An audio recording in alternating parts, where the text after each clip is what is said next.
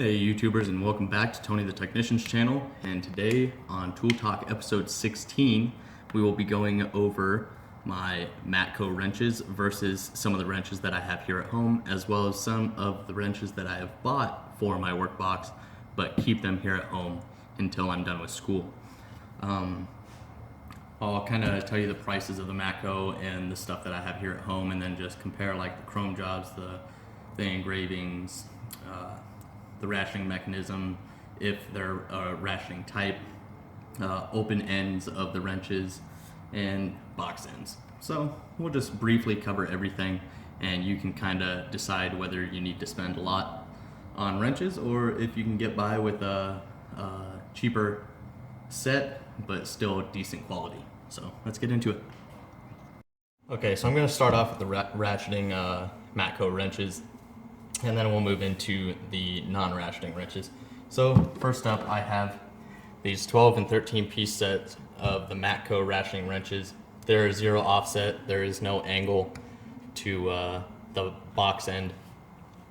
They also do not come with any teeth or anything in the open end of the wrench. They don't have like the Flank Drive Plus or Matco's version of the anti-slip, but they're still decent wrenches. They have very close measurements, so you don't have a lot of play as you do with some cheaper brands such as Pittsburgh, Stanley, and those, where you still get a little bit of play when you put the box end of, or the open end of a wrench on a fastener. This metric set ranges from 8mm to 19 millimeter, and let me check. It is 72 tooth ratcheting box end. They are $180 without discount, $90 with discount. They do not have a reversible action.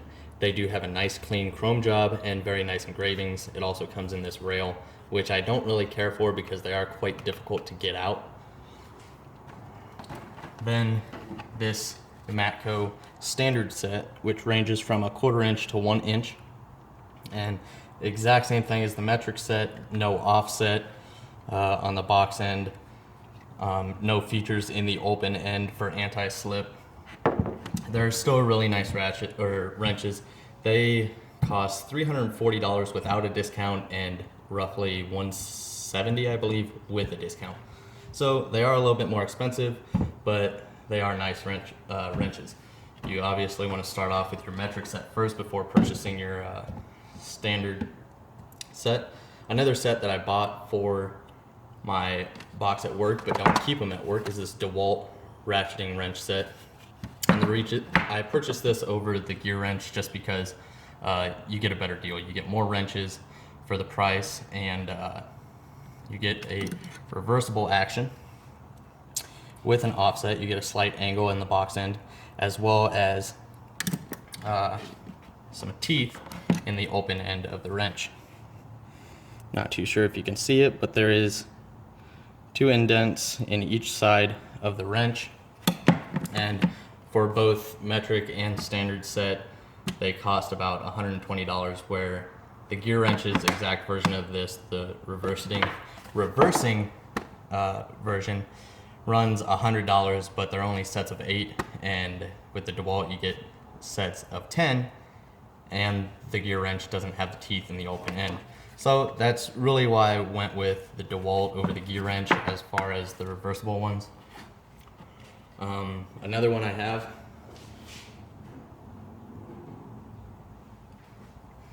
are the gear wrench metric and standard sets of the flex head, and they are also 72 tooth, but this flex head really comes in handy when you're trying to get into small spaces and awkward situations and stuff. But it's got a clean chrome job, no feature in the open end, same as the Matco, but you do get the feature of the flex head. They are not locking flex head or reversible. You do have to flip them to change direction, but still they come in handy. I figure, I already have the zero offset, and then I got the angled reversible, and then I have the flex head, so I can basically take care of any job with these sets of wrenches as far as ratcheting wrenches. The two sets of gear wrench ratcheting wrenches that I have are the flex heads, and they run $30 for each set, and they're 8-piece sets. So that's a pretty good deal, and I believe you can still get them at Sears. I got the Taiwan ones. I did not want the Chinese ones because I've heard a lot of issues with those. But I also have better luck with my gear wrench ratcheting ends than I do with these Matco ones, where sometimes they stick and they don't want to ratchet. So granted, I can take these in and either they can fix the ratcheting end or give me a new one. So it's not that big of a deal, but I have had better luck with my gear wrench ones than I have my Matco ratcheting wrenches. As far as ratcheting wrenches, that's basically all of them that I have are just these two sets of Matco, and then two sets of the DeWalt, and two sets of the gear wrench. But they all have different features. I didn't get any of the same sets or anything because that would just be a waste of money. But let's move into the regular wrenches. Okay guys, so these are just non-ratcheting wrenches. Both of these are Matcos, and it is a 13-piece SAE set and a 15-piece metric set. The SAE set runs $310 without the discount, $150 with the discount. The metric set runs $335 without and $160 with the discount. So, just kind of show you some of the features of these wrenches. They have a super clean chrome job, really nice engravings, just like their other wrenches. But with these non-ratcheting wrenches, you do have a non-slip or an anti-slip feature in the open end of the wrench. And I haven't even used these yet. I've had them for approximately 3 or 4 days now, and I haven't even used them, but they do seem to be really nice. I'll let you guys know how this open end feature works compared to like a Flank Drive Plus. But as far as the box end, you do have a little offset, have a small angle there, as well as a spline drive instead of a normal 12-point. And I kind of like that because I already have 12-point wrenches, and this is just another feature that I now have in my box besides my Easy Red spline drive ratcheting wrenches.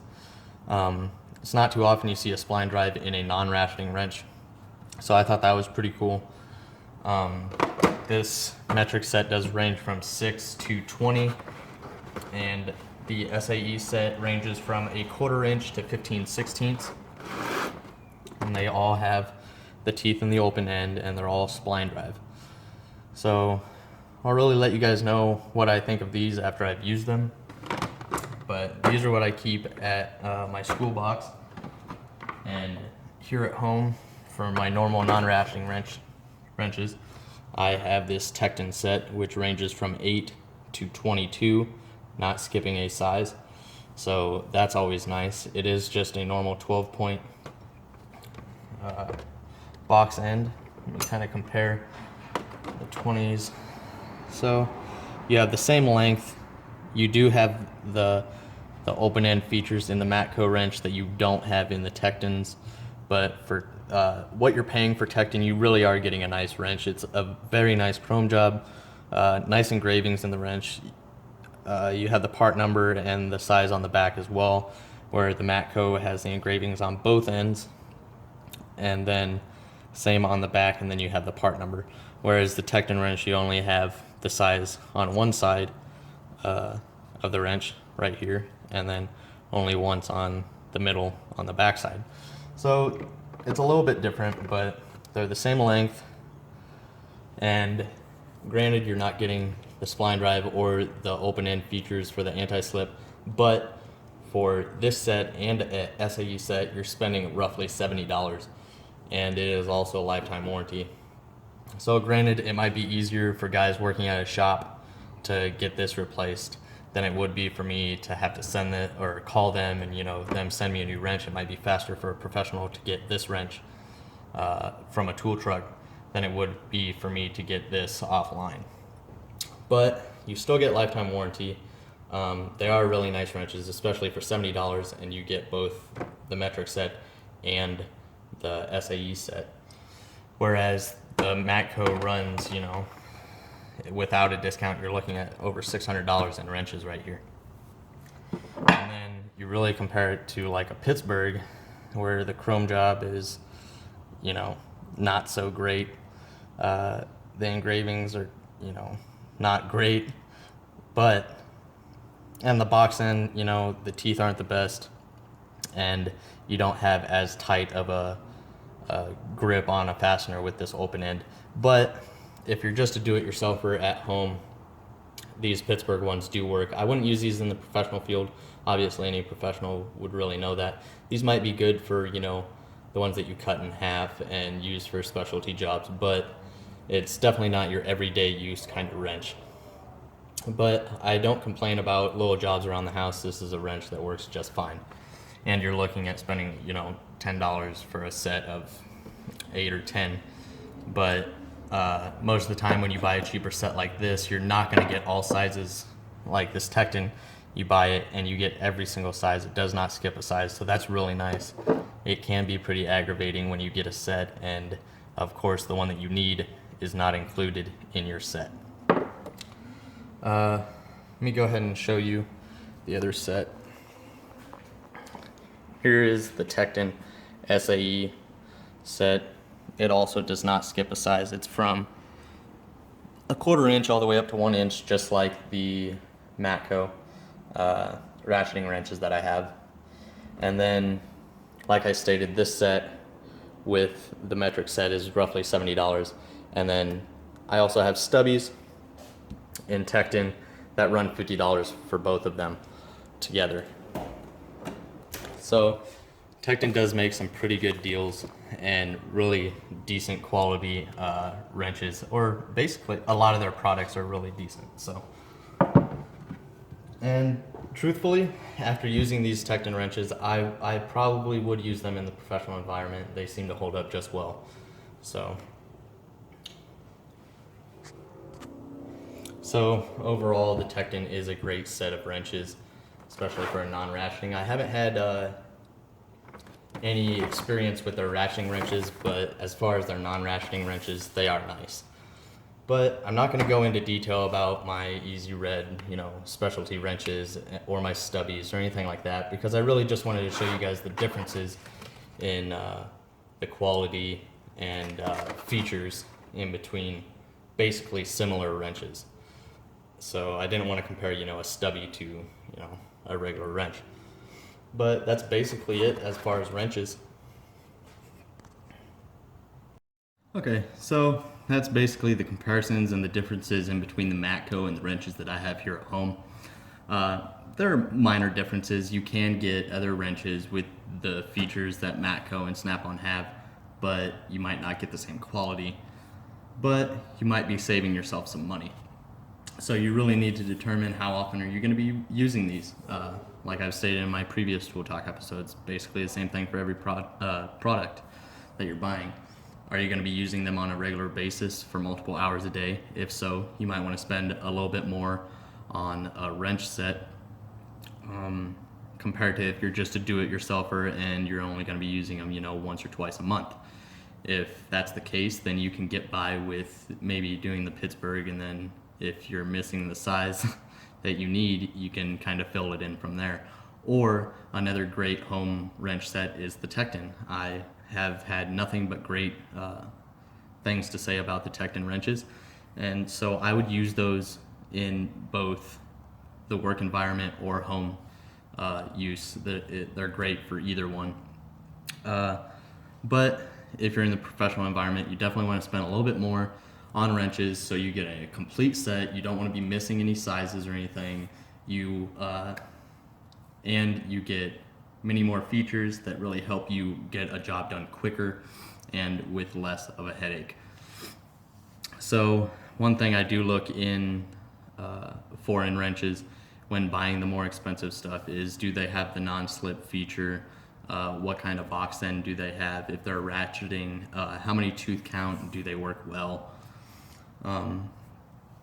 But other than that, another great thing about Matco and Snap-on and all of those big name brand tools, not just wrenches, but any of their products, it's really easy, a majority of the time, to warranty something out, because you have your tool truck guy that's there to just literally fix it for you right there, or get you a new one most of the time on the spot. Whereas if you buy something offline, you run into the issue not really of getting it replaced, but the timeliness of getting it replaced.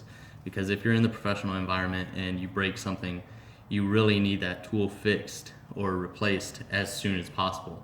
Where if you order something offline, that might not be possible.